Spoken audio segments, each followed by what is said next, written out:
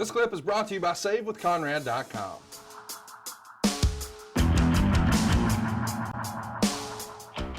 Next up, we got the Dallas Cowboy cheerleaders. We had to have them here. They're super famous. And I wasn't opposed to that.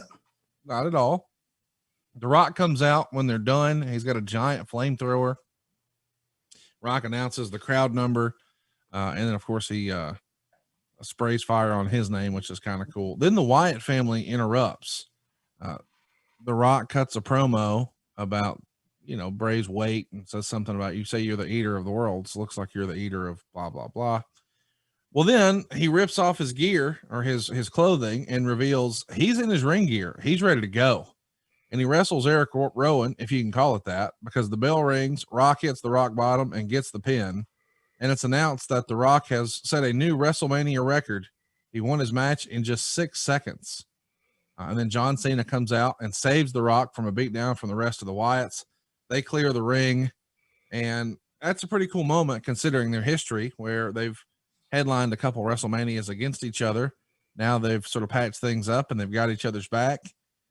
I know that The Rock probably couldn't work a conventional match based on his incredible Hollywood schedule and what his obligations were there. But that's a pretty cool moment and nice use of Shaq here. Wouldn't you agree? Nice use of The Rock, you bet. Yeah. Not Shaq. Yeah. That's all right. Okay, I'll do you one a little better. Why just dump all over the Wyatts? I totally agree with that. You could have did it with someone else or a different way, but well, if you want to have him set a WrestleMania record and cut a promo on somebody, maybe it shouldn't be with a hot act like the Wyatts. We agree on that. What if we set the Wyatts to the ring first? Bray did the promo. Rock came down, looked them over, did a little bit of the Rockisms, if you smell what he's cooking and all that. Let those guys jump on him. Rock try to fight him. They got the numbers. Get him down. Get a little bit on him. There's no match. There's no 1, 2, 3. Now you bring Cena down, and the two of those guys make a comeback on the Wyatts. You at least gave the Wyatts something. You gave the babyface something to overcome. The end result is you got Rock and Cena looking good on the very end. Just a little bit different slant on it. Also, too, though, I mean, I know online there was a lot of folks who were sort of jumping all over WWE for having the Wyatts used like this. And I get that that's the direction you were headed, and I understand that. But at the same time, when you talk about WrestleMania moments, if you have an opportunity to work with The Rock, who at this point is the biggest star in the world, not just wrestling, any opportunity that gets me in the same ring with The Rock at WrestleMania, I'm probably up for, right? Oh, of course. It just 1 second or whatever it was. Yeah, 7 seconds is fast. You got to remember how was Rowan used before this? And how will he be used after this? It's hard to make him that monster he was, even though it was The Rock. Right. And hey, I'm a fan of The Rock. He's a gentleman. He's a class act. He has done tremendous amount for our business, and he's the biggest movie star in the world. Right. He's got more accolades than you can imagine. But having the wrestling background and knowing how drama is built and all those things, I just think, and for those that might not be a Rock fan, and I'm teeter-tottering on the edge, don't you feel like I might feel like it's kind of the Roman Reigns thing? Yeah. Why are you shoving him down our throat? You don't need to. Let him earn his way along. Because that's why we like him, because he won't stay down.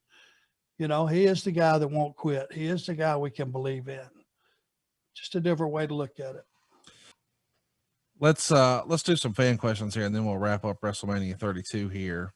A. Farrells has a great question. He says, The Rock and Triple H set up an angle at WrestleMania 31, but it feels like it fell through. At what point did WWE know Rock wasn't going to do the match? Why did he back out if he was going to have to be there anyway? I assume it's a movie insurance liability situation. I'm not sure, but what he's referring to is at 31, we had Hunter and Stephanie in the ring, and we had, The Rock in a verbal joust with him, and he jumped down, and you see Ronda Rousey sitting ringside, and it felt like, hey, they could do Rock and Ronda versus Triple H and Stephanie. And if that doesn't happen, maybe you could just put the ladies in each corner, and it could be singles competition, sort of for nostalgia's sake, going back to 1998, where it was the Nation versus DX. Do you remember why this fell through and when it fell through? No, there was never an announcement. I tell you what, I loved that tag match on paper. Yeah. I knew that would be good. I knew it would be fantastic. And it would have been an attraction. It would have been a novelty, and it would have been something you could have had fun with and been a money match. I don't know what happened, but I would guess that the Rock's star just kept getting brighter and brighter, and it was not a fiscally or physically in his probably best interests to have the match, because he was doing so much in Hollywood, maybe. I don't know. That would have been my guess. He was on fire. Let's talk about WrestleMania 32 live from AT&T Stadium, Arlington, Texas. It's a big year, but it starts the year where John Cena gets injured. Do you remember John's injury in early 2016 and how he felt knowing he's not going to have maybe the spot on a WrestleMania show he would have hoped for? I remember it. I also remember not being sure exactly how long he was going to be out. With John, he would always just say, yeah, I'll be okay. I'll be okay. And he would downplay it. So, and you never knew. I didn't know if he was working me or not. But I know not being on Mania is nothing that anybody wants. If you're a talent, you certainly, that's the highlight of not only your year, but your life. And I just think I expected all along him to say the day of the show, hey, I'm good to go. Let's do something.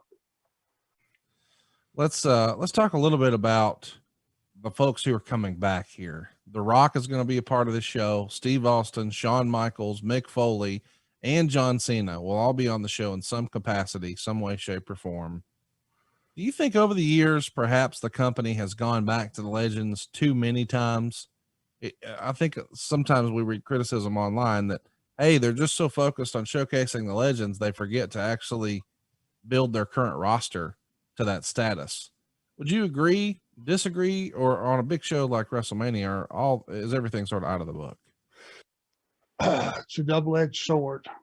You want to give your fans and your viewing audience every possible positive thing you can give them. I think every superstar, every matchup, guys from the past that truly are gods in the wrestling industry.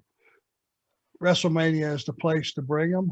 But if you do it at the expense of the new talent that you're trying to build, whether it be taking the spot away from them on the show or just something being way too lopsided, which we have a couple of instances of that on the show, I'm not sure it's a good thing. I'm a little bit, a double-edged sword on that. Certainly you can't say that you don't want a Shawn Michaels and a Rock, right, and Foley and Steve Austin. If somebody said, would you like them to be on WrestleMania? What, are you kidding me? Really? Of course. But then you got to break it down and figure out what they're going to be doing. And is it going to make them bigger stars than when they walked in the door that night? And is it going to be better for the show? A lot of things to, as you would say, unpack there. Hey, it's Conrad Thompson. Thanks for checking out the podcast here on YouTube. Be sure to hit the subscribe button and the notifications bell so you get a notice anytime we upload some new content. And go save yourself some money right now. If you're in a 30-year loan or you have credit card debt, it's not a matter of if I can save you money. It's a matter of how much. Find out right now for free at SaveWithConrad.com.